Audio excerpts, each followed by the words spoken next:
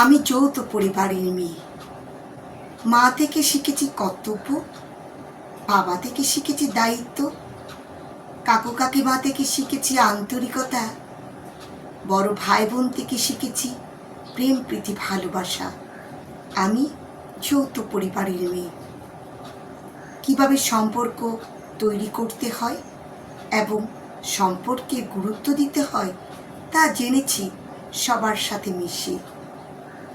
আরও জেনেছি কিভাবে দুঃখ বন্টন করে নিতে হয়, সুখ কিভাবে বিলাতে হয়, বিপদে কিভাবে ধৈর্য ধারণ করতে হয়।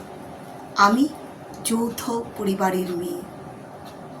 আজকাল আর নেই যৌথ, সবাই একক হতে ব্যস্ত, তাই তারা জানি না তো সম্পর্কের গুরুত্ব।